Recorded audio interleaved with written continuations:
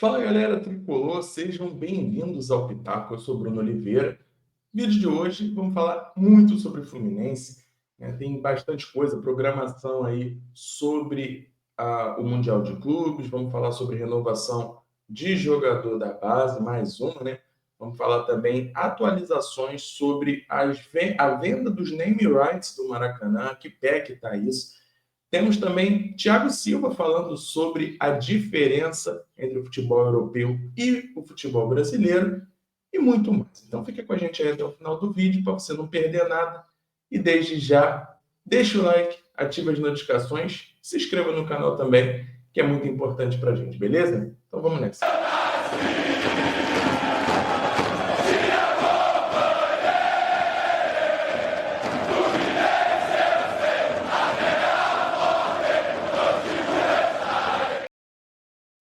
Voltamos em definitivo para mais um vídeo sobre Fluminense, nesse dia 6 de junho de 2025, sexta-feira, o famoso sextou, né? E a gente já começando a sentir falta ali de Fluminense. Fluminense que só volta a campo agora, daqui a 11 dias, no dia 17, na estreia do Mundial de Clubes contra o Borussia Dortmund, beleza? Então vamos lá, vamos começar falando sobre quais times mais consomem produtos oficiais no Brasil. Você sabe qual é? Qual seria a primeira colocação para vocês? Em que posição vocês acham que o Fluminense está? Então, pode seguir, segundo o YouGov, né, que fez uma pesquisa sobre isso, esse aqui é o ranking, né? Temos aí o São Paulo em primeiro lugar com 30%, né? O Flamengo em segundo com 29,4%, em seguida Corinthians 28,2%, Vasco 27,5%, Palmeiras 25,1%, Grêmio 21,9%, Santos 21,1%, Inter 19,8%, e aí vem o Fluminense com 19,6%. Então estamos aí na primeira, segunda, terceira, quarta, quinta, sexta, sétima, na nona colocação dos clubes que mais consomem produtos oficiais no futebol brasileiro, no caso, torcedores, né? Então, somos o nono clube com relação à venda de produtos oficiais. Vamos falar agora, galera, sobre jogador que está finalmente, né?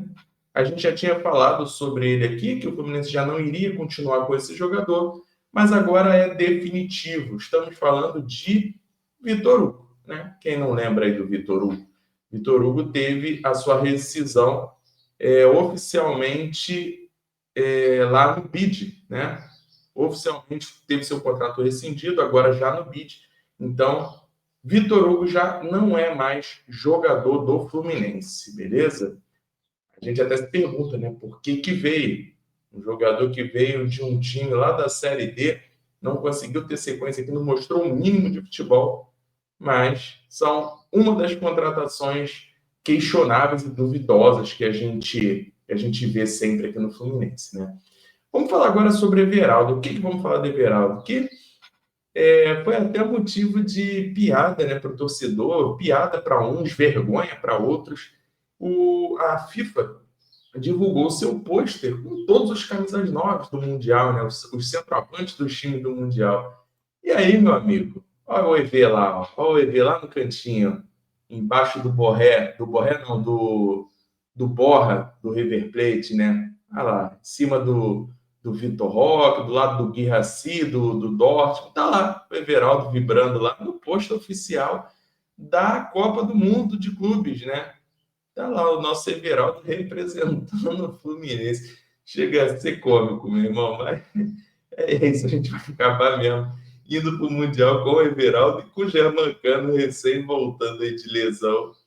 É isso, gente. Não tem muito o que falar sobre isso, não. Chega a ser engraçado, porque a gente imaginava tanta coisa, né? A gente pensa num Fluminense tão diferente, e aí a gente vai, talvez, para uma das competições que mais vai dar visibilidade para o Fluminense na história, com o Everaldo de camisa nova. Então, dito isso, que faça um excelente Mundial e meta muito gol no Mundial, né? Mesmo não acreditando, mas que seja assim. Vamos falar agora, galera, sobre a programação do Fluminense para esse Mundial. tá? O Fluminense divulgou uma lista bem extensa, com a programação toda detalhada de entrevista, coletiva, jogo, viagem, tudo, treinamento. Mas aí eu vou trazer para os amigos só o principal, né? Que é mais ou menos o início daquela logística ali de como vai acontecer.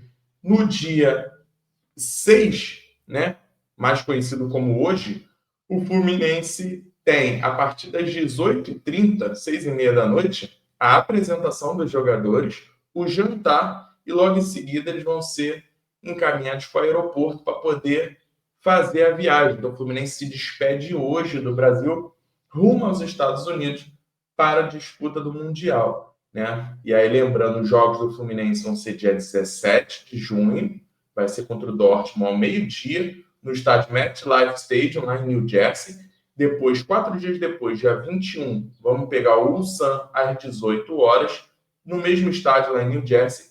E fechamos a participação 4 dias depois contra o Mamelodi Sundowns da África do Sul, às 15 horas, no Hard Rock Stadium, em Miami. Tá? O Fluminense vai ficar hospedado, né, lá no Marriott Columbia, e a gente vai treinar na Universidade da Carolina do Sul. Tá? Então, essa vai ser a logística aí do Fluminense na viagem para o Mundial.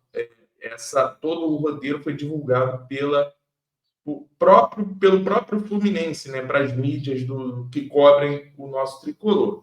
Beleza?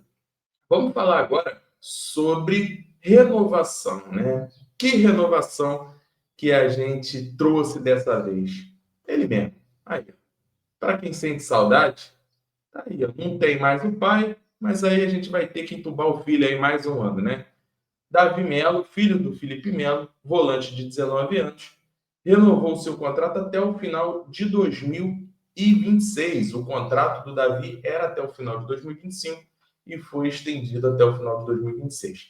Abre aspas aí para o Davi, né?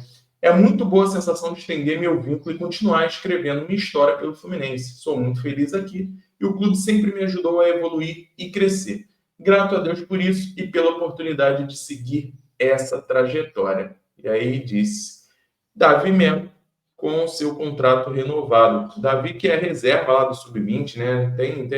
É um jogador bem limitado e não acredito que vá ter grandes destaques no Fluminense, mas torço pelo Davi, torço para que consiga desempenhar um bom futebol, crescer de produção e, quem sabe, se tornar útil, né, para o Fluminense. Por que não? Vamos falar agora, galera, sobre o Cláudio Castro. O que o Cláudio Castro, governador do Rio de Janeiro, tem a ver com o Fluminense? Ele se pronunciou, né? Teve um evento de apresentação lá dos clubes lá que vão para o Mundial, que aconteceu lá na Lagoa, e o tema falado foi sobre a venda dos name rights do Maracanã, algo que Fluminense e Flamengo tentam fazer de maneira conjunta. Especula-se até que pode, se os times conseguirem essa venda, o Fluminense e o Flamengo podem arrecadar até 40 milhões por ano com essa venda do... O que seria o name rights? É vender o nome do estádio para uma empresa, né? E aí o Maracanã mudaria de nome e o Fluminense e o Flamengo embolsariam essa grana. E aí o Cláudio Castro, ele bota uma água do chope, a famosa água do chope, né? Abre aspas aí para o Cláudio Castro. Até agora não teve conversa alguma. Não obtive resposta, mas já pedi um estudo do edital da licitação do Maracanã para ver se isso é possível. Fiquei sabendo pela imprensa. Até agora os clubes não formalizaram. Eu vejo com um pouco de ceticismo e dificuldade pelo fato de o Maracanã ser todo tombado. Tem que ver na legislação. O Maracanã é a casa do futebol brasileiro. Não sei se a torcida se acostumaria a chamar de outro nome, mas o diálogo está 100% aberto, afirmou Cláudio Castro.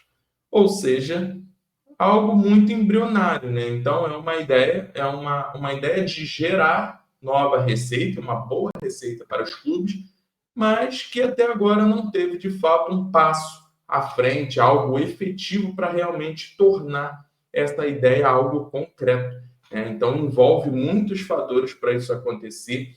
Isso que é o ruim de você não ter o seu próprio estádio, né? É uma fonte de receita a menos que você consegue colocar nos seus cofres. E a gente sabe que o futebol brasileiro hoje em dia, qualquer receita que você consiga, ela é de suma importância para você reforçar o seu time, pagar suas contas e poder fazer a operação mensal dos clubes, né? Então, provavelmente aí, até pelas palavras do Castro, não teremos, pelo menos tão cedo, name rights no Maracanã, e vai continuar sendo Maracanã por um bom tempo aí, né?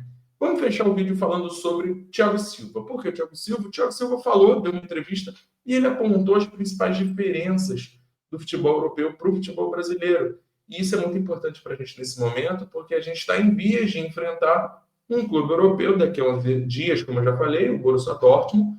E se o Fluminense passa para as oitavas, que é bem provável, né? Mesmo que seja aí na segunda colocação, existe uma chance grande da gente enfrentar um PSG ou um Inter de Milão numa segunda fase, né? Nas oitavas de final, no caso. E aí é mais um confronto contra o europeu.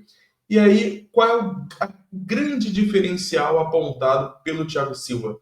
Acredite, não é, segundo o Thiago, não é técnico, tá? O grande diferencial apontado para o Thiago Silva entre o brasileiro e o europeu é a intensidade. E aí ele explica, né? A diferença daqui para a Europa, abrindo aspas aí para o Thiago, a diferença daqui para a Europa é a intensidade, pois lá eles jogam 6 a 7 meses em gramados em condições perfeitas, que são de 18 a 20 graus. Aqui a gente joga com muito calor e é difícil colocar intensidade, porque no segundo tempo não se consegue andar, né? Ou seja, o Thiago fala, explicando aí por que o jogo é tão rápido, tão veloz, tão intenso na Europa, segundo ele, porque a temperatura favorece, né? Então os caras conseguem correr os 90 minutos. E ele fala também do gramado, né, que o gramado influencia bastante. Inclusive, ele continua a sua entrevista falando do gramado, né? Ele fala que o grande problema do futebol brasileiro, que ele teve mais dificuldade, foram os gramados, que são muito diferentes. E isso, inclusive, causaram dor e lesões no Thiago Silva, né? Então, segundo o Thiago, é o grande vilão do futebol brasileiro é o gramado, seguido pelo clima. Tá? Que aqui a gente sabe, aqui a gente joga com muito calor, então realmente, se você não está com uma preparação física totalmente adequada, né, aquele famoso voando, chega no segundo tempo, os caras geralmente morrem. Né? Então essa é a grande diferença que o Thiago aponta. Veremos agora nos Estados Unidos, né? Porque agora vai ser igual para todo mundo. Os europeus vão estar aí num, num, no meio ali, né? Entre o fim da temporada e o início da próxima temporada.